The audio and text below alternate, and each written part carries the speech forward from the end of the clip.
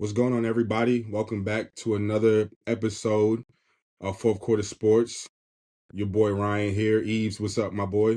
What's up, man? How y'all doing on this lovely day? This snowy summertime day. I know, right? Well, welcome back, guys. We got another great episode for y'all. Nothing but basketball. You know, the playoffs is coming up. NCAA is right here as well. But we're gonna start with a little bit of NBA. And this week, Bam Adebayo stirred up the pot this week. Scoring 83 points, of course, against the Washington Wizards, who, a bottom of the barrel team. But that made him the second most points in an NBA game, right behind Walt Chamberlain with 100, and then Kobe after him. Kobe after Bam with 81. So my question to you, Yves, there's a lot of things going on around the internet. People are not appreciative. Um, People like it, people don't like it. What do you got to say about it, bro? What do you think him based on that performance? Are you impressed by it, or you don't like it at all? Tell the people what you think, man. So, like, to begin with the game, I was highly impressed. Starting the first quarter, 36 points? You started off the game amazing. I've never seen Bam play so aggressively. First things first, shout out to Bam. Bam had a great game, went to the game aggressive, win the game, knocking his free throws down, went to his game, knocking his threes down. So, can't be mad at Bam for this one. But I'm not impressed by the record. This isn't, nobody saw a 100 point game. So, in most people's eyes, that game didn't happen. So, we're calling this the highest point scored in the game. You can't get that off of 43 free throws? That's kind of what really irritated me, man. 43 free throws. I don't care who's getting it. I don't care if LeBron's shooting them, KD shooting them, Allen Iverson's shooting them. I don't think it's any way possible anybody can get to the line 43 times. You have to accommodate that to the refs having a whistle they wanted to keep blowing all night. Alex Sarr couldn't play defense. He couldn't stay in front of Bam. The Wizards as a whole couldn't play defense. At some point, at 60 points, at 70 points, you got to send the double. You got to go more into drop coverage. You have to do something to get the ball out of Bam's hands. But honestly, I think the game kind of got a stain on it because it was a blowout. It was no reason for Bam to be in this game in the fourth quarter. It's no need for the intentional fouling. It's no need for the way this game was played. It wasn't good basketball to me, man. If he would have got it in 3 quarters, he would have got it in a competitive game. Kobe's game, Kobe came back. They were down late. They needed all 81 points from Kobe. Kobe had to hit big contested twos, contested threes. They needed Kobe and, a must-win game. Situation with Bam, you're playing a bottom feeder team in the East, a team that's obviously tanking, a team that would intentionally foul one of your players. They missed their free throws, come back down. They intentionally fouling you. It wasn't a good game to watch to me once it got to a point where this is a blowout. Now, if Bam did this in a close game, in a competitive game, 43 free throws, I wouldn't say a word. But the fact that it was a blowout win and late fouling to get more attempts, to get more shots up, that kind of, ruined it for me. So are you saying you're not appreciative of the performance? So what you're saying is he didn't score in the flow of the game. This wasn't a game where it was forced. Yeah, His points were forced.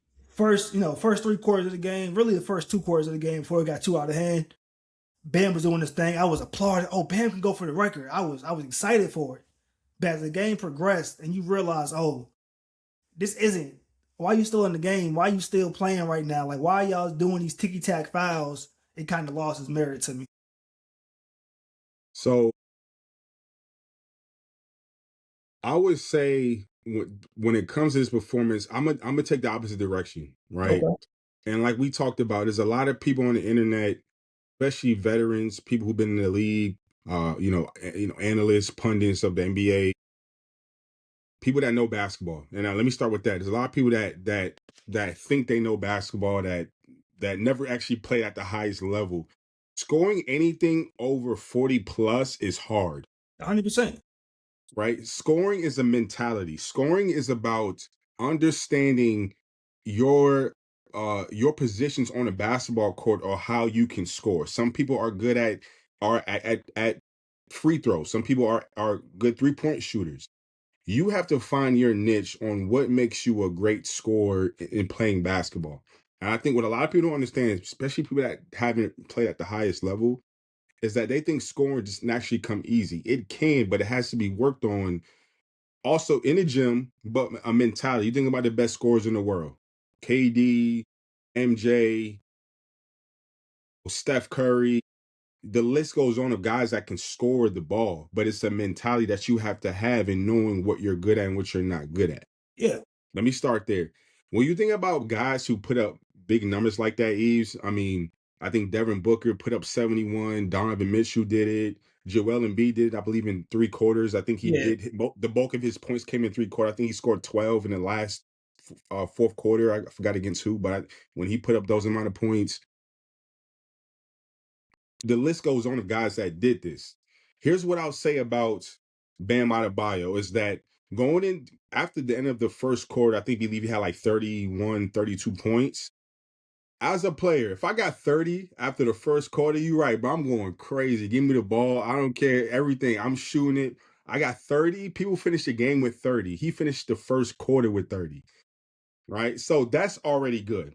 Now, here's what I'll say between the difference between Kobe scoring 81 and Bam scoring 83. Kobe did it. He did it in the flow, but he got hot.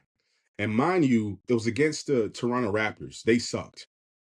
But also, Kobe's team, that team, if you think about that roster when he scored 81, that team sucked too, Yeah, they was losing the right? game. They was losing the game, yeah.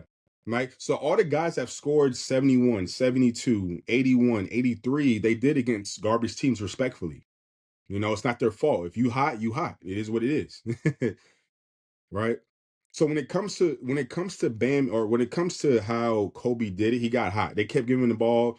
Jalen Rose couldn't do nothing with him. The coach at the time, head coach for the Raptors, Sam Mitchell, couldn't do nothing with him. I mean, only thing they didn't do is kidnap him. They should have kidnapped him. They I can't do still nothing would with have him. scored. Right? Still would have scored. So for Bam, from watching the film, because I didn't watch the whole game, the game wasn't even on my radar. Right? It's against the Wizards. I went back and watched the last 5 minutes of the game, and what I saw was him being fouled a lot. Now, it almost to the point where it seemed like the Wizards were trying to help him get the record. I mean, they were fouling him so much. I mean, like they're literally trying to help him get the record. I mean, he was at 70. I think he was at 75, and then 78. I'm like, he's right there. But it's like they're giving him the reins to get the record. So, and all that to say, here's what I'll say. Do I respect it? Yes. I got his stats here. He shot uh 20 for 43 from the field. You put up 43 shots, you better get 40 plus, bro. Yeah.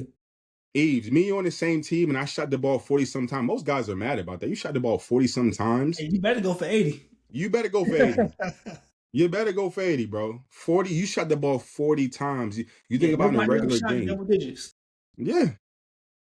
All right, I got it. He also went 36 for 43 from the free throw line. Yeah, you make your free throws, do the math. That's damn near 60 points right there almost. Yeah. Right? So when it comes to the performance, I respect it. Here's what I'll tell people that don't understand how basketball works: is that scoring is a mentality. Is hard when you're hot, because a lot of guys never get this, they never catch this wave again. You score 50, 60, 70 points. That's why we love MJ, him dropping 60, LeBron dropping 50. When we get 50-point games from guys and 60-point games from guys, it's hard to do. They don't do that on a nightly basis. Right? You see guys in high school averaging 44 a game. We don't get that nowadays. Yeah, it's not rare. It's a rare thing to do. You know what I'm saying? Even if you play in a garbage league to average 44 a game, we all looking like, man, who are you playing against? But it's a mentality that you going out on a nightly basis and doing what you got to do for your team. I So mean, do I respect? Go ahead. no, go ahead. Finish. Go ahead. Let me let you finish. No, I was gonna say, do I respect it? I do. Being a basketball guy and understanding that what Bam did, salute to him, salute to hit the work that he puts in, because he's not a trash player. He's a 3-time All-Star. He's a good guy. He grew up in the slums of North Carolina. Grew up with his mom, in the trailer park. What he had to do to get to where he was, go to Kentucky play for John Calipari. He's a good, and obviously his significant other she might be Michael Jordan WNBA. That helps. That helps the cause as well, right? Yeah. So, Bam, salute to you and what you did, bro. It definitely on my part, on my end, is respected. I just wish more people would respect that when guys score that, it's a hard thing to do. Like we probably never see it again for another couple years. You know, So one of my things is though, man, like yeah, scoring is a mentality, and he got hot early. He started the game hot. And you can't take that away from him. But my biggest problem with it is he played 41 minutes and 54 seconds. He played, let's call it 42 minutes in the game. The next starter played 29 minutes, then 24, 25, 24. They weren't playing. These guys weren't in the game. They left Bam in there to chase the record. That's the issue I have. The issue is, like I said, it wasn't, and it was a blowout. Bam should have been sitting down, getting ready for the playoffs. I get it, you're hot. You want to chase the record. That's cool. That's one thing. But to be in this game, in a blowout game, late in the fourth quarter, playing basically the whole fourth quarter, playing double the minutes of the other starters, it's not. Is it an all-time game? 100%. Is it a great game? 100%. One day I'm gonna have a son. He gonna see it. Oh, Bam scored 83 points, and he's gonna be so impressed by this stat line. But when you watch the game and you see it wasn't in the flow of the game, it wasn't. They could have still won this game without Bam dropping his 83. It wasn't like a needed 83. It wasn't a hard earned 83. It looked different watching the game than it did come back and saying the box score. With all that being said, man, 83 is 83. You can't knock 83 points, man. He did his thing. He made his free throws. Just because you got to the line 43 times to make 36, to shoot 83% from the line, you still got to make your shots. The ball still got to fall. Respect him on that. You feel me on that front. But this is just he needed to be in that game, man. They chased the record. They wanted him to get this record. They pushed him to get these 83 points. Salute to Bam for doing it, but I would have rather seen it get done in a different way. So let me ask you a question, right? Your career high in heights, say your career high in any league that you playing, say your career high is 29. And you're at 28 points with 2 minutes left. Yeah, I'm going for it. You're not gonna go for it? Yeah, I'm going for it. I'm going for sure. Right. So records are meant to be broken, right? Now, what I tell you about this is that if this was Ant-Man or SGA or Luca that did this, I don't think people would be so they'll look at it differently. I'm like, it's Bam Adebayo. He's not known as a scorer. He's a good two-way player, right? He's not known to drop 30 and 40. He'll give you a good 20 and 10 on a good night. He could probably give you 30 depending on who you're playing against, but it's Bam Adebayo. I think it came from left field, and we're not thinking about Miami Heat right now. Yeah. You get what I'm saying? So what I would say to that is, yeah, go for it.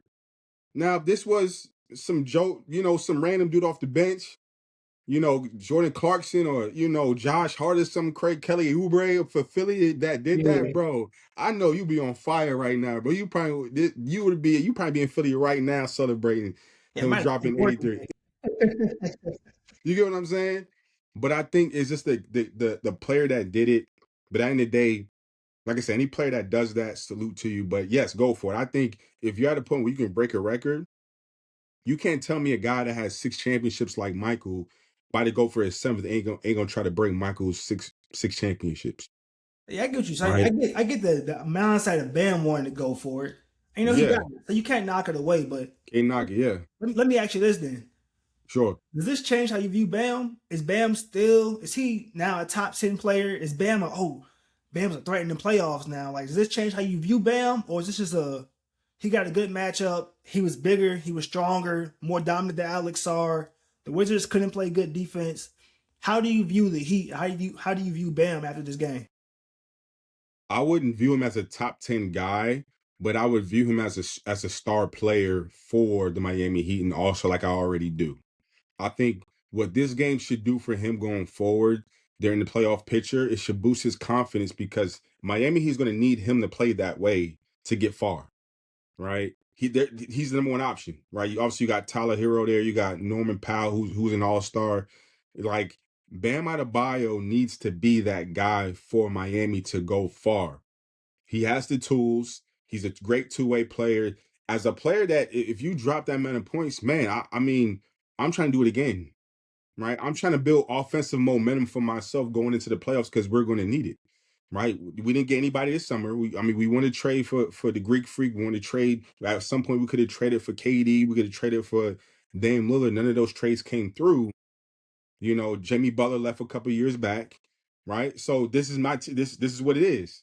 Yeah, his team now. So it's his team, and he has to play that way. I think he wasn't an All-Star this year. He's a three-time All-Star, but he wasn't an All-Star this year. So yeah, on the back end of the season, this should be a point for him. Like, man, I'm locked in. Let's get it. So they're a threat in playoffs, you think? I wouldn't say they're a threat. I don't have them over Boston, New York, Detroit, not even over Philly. With a healthy Joel Embiid, with a healthy PG when he comes back from his suspension. Obviously, Tyrese Maxey's out for a couple of weeks with his thumb or his hand, I believe. DJ Eskimos. I think that they'll be in the picture, but I don't think if they play any of those teams in the first round, I don't see that. I think it'll go to a game 5. There may be one game out of the series, but I think it'll be that's where everything stops. Well, they got tip offs tonight against the Bucks in about 30 minutes or so. Predictions for the night for Bam. What you thinking? Is he coming Good back? 20. I would 20? say good 20, 30. The Bucks aren't on the up and up. So I would say I'll give him his numbers 25 plus, 12 rebounds. I believe Giannis is playing. So he should be it should be a solid win for Miami, like I said, to boost his confidence going in that deep in the playoffs on the back end of the season. Okay, wait. Definitely something to keep our eyes on, man. I'm looking forward to see what he does next. If he has a big game Yeah, against Greek Freak tonight, shut some people up. I would love to yeah, see it, man. Shout out to my African brother, but yeah. I gotta see it some more to believe it, man. You got to see it. Yeah, I Yeah. love it. I'm gonna transition real quick. Speaking of tonight's game, Austin and the Thunder, they play tonight. They play at 8:30 p.m. tonight. I'm sorry, 9:30 p.m. tonight. Two MVP candidates everyone's talking about in Jalen Brown and SGA. Jalen Brown is averaging 28 a game. Now he got ejected the other night against the Spurs. I think that was a bogus call. We'll talk That's about crazy. that. Right. But when it comes to SGA is averaging 31. This is his 4th season in a row, averaging over 30. Now, my question to you, Yves, is that which player will make their case for MVP in this game tonight? Is it Jalen Brown or SGA? Man, so let me just start by saying, hey, Dejor, my little brother, if you watching this, man, I owe you an apology. A couple years ago, he told me SGA was going to be like this. Like, he warned me SGA was going to No be like one, bro, no one saw. He had the only one. I didn't even see this coming Yeah, for so, SGA. hey, man, SGA, I don't think it's even to prove his point. I think he is the front runner for MVP. He is probably going to win his back-to-back MVPs if he stays healthy, meets the 65-game threshold. I think Jalen Brown can have a chance if he plays well to kind of further cement his name in the MVP race. But at this point in time, it's SGA's race to lose, man. As long as he has a good game like he normally does, he broke Wilt's record, 100 plus Mm-hmm. games, 20 points. He probably go for Yep. 30 again tonight on a great defensive team with Boston. I expect a big game from SGA. I expect a great game from both teams, actually. This could be a potential finals matchup. So keep my eyes on that, to really see the coaching battles, who makes better adjustments, who can kind of find those key swing plays, the key X factors off the bench. But like you said, great MVP matchup. I think SGA edges out Jalen Brown and eventually leads the Thunder to a win over the Celtics. Yeah. Yeah, no, great point. But let me start by saying salute to Jason Tatum for coming back. Yeah. I believe they're 3-1 with him in the starting lineup. I believe they lost a lot. They lost the other night to the Spurs, but outside of that, I think they were 2 or 3. I think we're 2-1 with him in the starting lineup. Jason Tatum, welcome back. You came back about a couple months early. You had a 20-point night, I believe, against the Dallas Mavericks. Good to see him back because they're going to need him Came for back. sure. It's that triple double almost in that first game. So Triple double the first game, yeah. yeah, So almost. Man, salute to they're a him. scary team, man. So Yeah, absolutely. But as far as who would make the case, I would agree. I think you know SGA, man. Back to what you said, Yves. You had a good point. No one saw when he got traded from the Clippers for Paul George to OKC.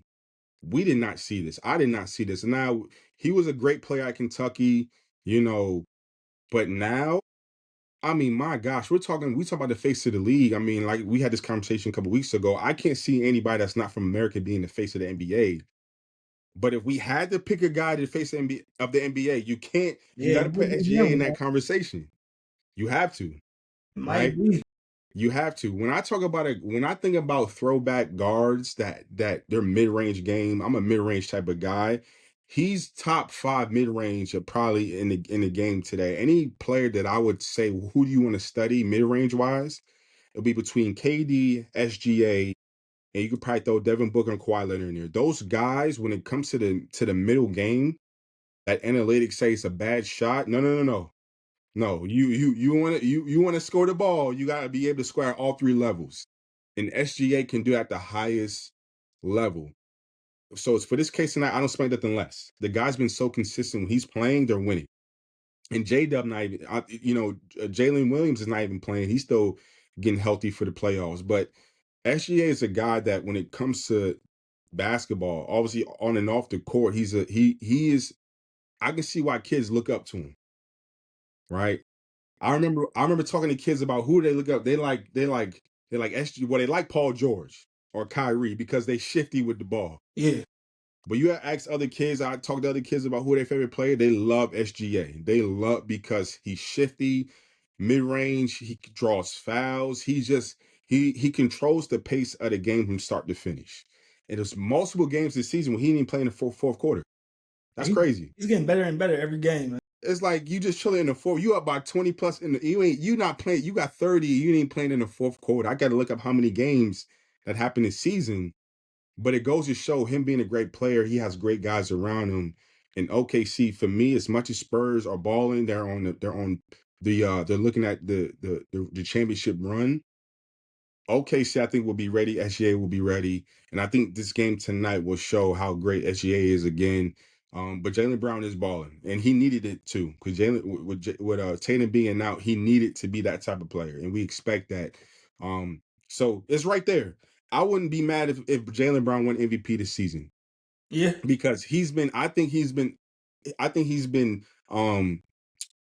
See, hasn't been appreciated he as exceeded I think. expectations, man. He has Yeah, nobody thought this season was coming from Jalen Brown. He's went above and beyond. Probably even the biggest Celtic fan thought he was capable of doing. So, hats off to Jalen Brown with that, man. Definitely. yeah. And you think about Jalen Brown, I mean, he was left off the USA basketball team. Why? He's a smart guy. Yeah. He's very analytical. He's about business. I think him and Nike had a dispute. He's very intellectual. Um, he doesn't play it. He knows what he wants. And to be honest with you, a guy like him in corporate America, he wouldn't survive in corporate America. They don't like He's a that. problem child, man. Definitely. Exactly. He's So smart. yeah. Yep. So salute to him, and I think that would be a great game tonight. Um, he did get ejected against the Spurs. What do you think about that ejection on Tuesday night against the Spurs? Man, I wasn't a big fan of. I'm always gonna be a fan of letting them play, man. Like I hate to see amazing games. Let me not say ruined, but I hate when there's any ref intervention into games like this, man. This is another potential championship game, potential NBA finals. It was a great game. The game was going good. To see him get ejected like that, I wasn't a big fan of it, man. Like I said, let him play, man. I want as minimal whistle as possible in the game. Yeah. Yeah. No, I was upset because that's a national televised game. That is not the game you eject a star player because it's Wemby versus Jalen Brown, and we want to see that, right? And he wasn't even talking to the crew chief of the referee. The referee, I forgot the guy's name, but that's not a call you make. He was talking to the chief referee of that game about the call that Jalen didn't like. He didn't like about it. So, Yeah, but to throw a star player out, I hate when referees do that when they're trying to insert themselves into the game. Relax. This is a star-studded game the world wants to see. Everyone had that game playing on the TV. We want to see what these guys are going to do because they play what, once a year, twice a year, exactly. And we got the right? So I problem don't with the blame great them. game with Yeah, Jalen Brown getting removed. yeah, yep. it's we'll see. We'll see. I think when it comes to refereeing, um, and I think that referee was he was fairly new in the league, so I don't think he knew much. But still, you don't insert yourself into a star-studded game like that where you're ejecting a star player that's been balling out of control all season. Not a big fan of it. Hopefully, we don't see it again tonight. Hopefully, SGA plays the full game. Hopefully, Tatum plays. He's playing about 30 minutes a game. Hopefully, he stays around there. Hopefully, Jalen Brown stays in. Just want to see a good game, man. I want to see a real good game from Chet. I want to see a good game from SGA. I just want to see some good basketball, man. Yeah, no, I think we will. I'm excited about it. I'm excited about it, man. We'll wrap up with this. Last night, we were talking about Denver beating Houston. They beat them 129-83. The Joker is now tied with Russell Westbrook for the most triple doubles in NBA history. That's crazy, man. Crazy, right? Yeah. So my question to you, man, is Joker, right? The Joker. Your thoughts on his performance and where you see Denver? How deep can they go in the playoffs? So this game for Jokic kind of shows him a great example of how dominant he is without being dominant scoring the basketball. 16 points, 12 rebounds, 13 assists. You just see 16 points, you think, oh, it was a bad game from Jokic. He didn't have an amazing game. Then you look at the rest of the box score. Then you watch the game. You see how he controls the tempo. He's bringing the ball up. He's getting people in place. He doesn't play the best defense, but he's calling out defenses. He's yelling out screens. He's getting people to adjust and move around, man. As good as SGA is, I think Jokic is right there with him. If SGA is your 1A, he got to be your 1B, man. And, it hurts me to say, it used to be a race between him and Embiid for the best center in the league. It's not a conversation no more. The conversation now is where is he at with the best Yep. centers of all times? I think he Yeah. constantly moves himself Yeah. up and up the ladders as one of the best centers of all times. If they're able to go on a deep run this year, maybe get that second ring, it's a different conversation. I think he moves past Moses Malone. I think he moves past, maybe not past Akeem yet, but definitely moves past Moses, moves past, a lot of your great centers. He's up not on the Shaq level yet, still not past Shaq, still not past Akeem, but definitely in that second tier. After Kareem, after Shaq, after Akeem, I think he's right there, fourth best center of all time. Man, that's tough. That's tough. I mean, I can't, I agree with you on that. I'll tell you this. I think this game for me told me more about Houston. Houston needs a point guard, Yeah, of course. right?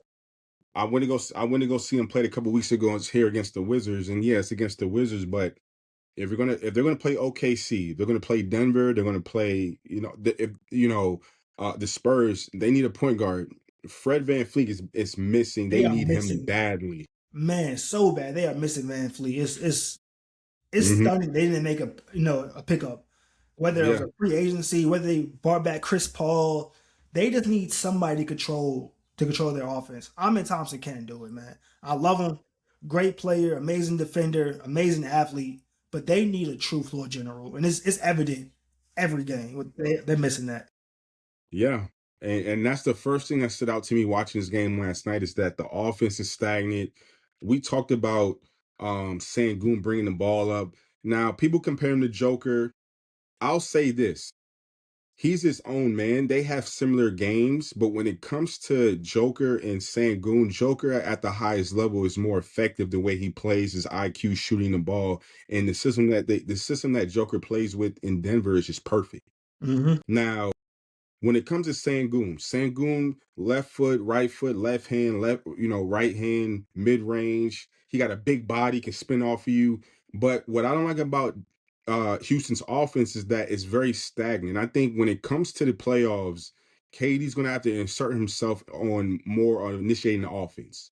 More than when he wants to. He's scoring the ball now really off catch and shoot, one dribble pull ups, but he's gonna have to create more for guys, right? The kid Reed can shoot the ball. I think he's more of a good off Yeah, ball guard that can shoot it. But what it told me about this game is that games like these, if they were to play Denver or OKC in the playoffs, it's gonna be trouble, yeah, they especially have. offensively. You Hmm. play a team with good defense, you can put them in the box, man, because they can't. They first they have no team chemistry. Like I don't think. KD likes to be there. Of course, he had that whole little burn situation going on a couple around All-Star break with them. They just have no chemistry. It's not enjoyable to watch, man.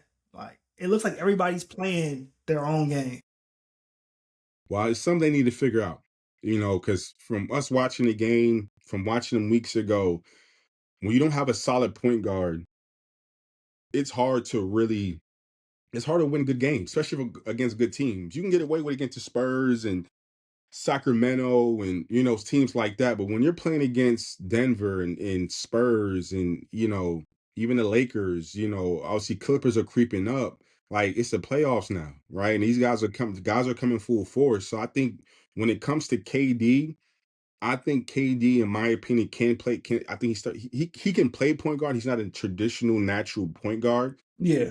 but they need somebody that can get them set up right way because I don't see him getting past the first round, especially if they play against Denver or OKC. Hell, even the Lakers. Yeah, I don't see We'll him see. I don't see him getting past the first round either, man. But I think this shows that the NBA is trying to get away with positions. They want this positionless basketball. They want these Yeah. big 6'7", 6'8" wings to, bring the ball up and shoot threes. I think this failed experiment that we see in Houston, they're going to kind of bring them back to reality as, okay, we need point guards. We need a one. We need positions here. Everybody can't be just a big wing on the court. We need a lead guard for a reason, and I hope they get one soon. Hey man, at this point, trade deadline is gone. So whoever they got is what they got. I don't have anybody on their G League team is ready to be a solid point guard. Chris Paul is People gonna have sitting to there, step up. man. Chris Paul, Yeah. he's still sitting there. He said he done. I don't know if it's a chance for He one. said If he it's a done. chance for a ring. If it's a chance for a run. He Hey. played in Houston. They almost beat Golden State Yeah. until the Achilles Yeah. tear. I don't see it happening. But if anybody has a chance to turn this team around, you go get CP3. You go get somebody that can fit in any offense, that can run any offense. That's a veteran here that's seen every defense. He doesn't need much time to adjust. Man, if they want any chance, they need to pick up Chris Paul or pick up any point guard. Hey, we'll see. They don't have the Chris Paul. He said he's done, but we'll see. Fred VanVleet will be ready for next year. Yeah. So the rest of the season, here's what it come down to, in my opinion, is that they're gonna have to step up. Guys are gonna have to step up. Reed, KD gonna be KD. I think KD can turn into more of a facilitator. He's gonna have to get his points more off the ball or on the ball, going off the dribble. Yeah. You know, Jabari Smith gonna have to step up. Just guys, the Thompson, I mean, the kid can play for sure. It's not a natural point guard, but even him, he's going to have to step up and really be a facilitator and does what he does, but offensively score the ball well, shoot the ball well, most importantly, right? So, Man, I would have really loved for yeah. them. And it's not happening now. And I don't even know where his head at. But if somehow they could have got Ben Simmons on his team, he's a big league guard, can play defense, doesn't want to score, can distribute to everybody, get the ball to Sengun in his spot like he did in B, get the ball to KD, how he did Jimmy Butler. Man, like obviously he's not playing, but there's somebody in Ben that Simmons. role, somebody in that, that pass first, that Rondo, that Ben Simmons, that Chris Paul, that I don't need the ball to score. I need the ball to get you where you need to be at. That's what they need, man.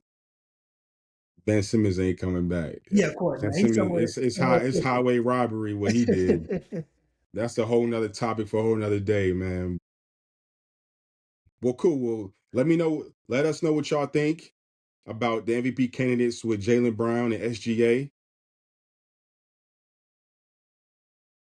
NBA season, the playoffs are here. It's getting down. You got about 15 games left. That's The NCAA tournament starts next week. I mean, we got a lot of stuff that's brewing up, Yves, man. So it's gonna be a good next couple of weeks about basketball and see how it plays out and who's gonna step up. I'm looking forward to the rest of the season, man. Looking forward to talking about it. Looking forward to hearing from the fans what they got to say. Let's enjoy this last couple months of basketball. Absolutely. Well, that's all, folks. Appreciate y'all tuning in for another episode. Until next time, we out. Peace.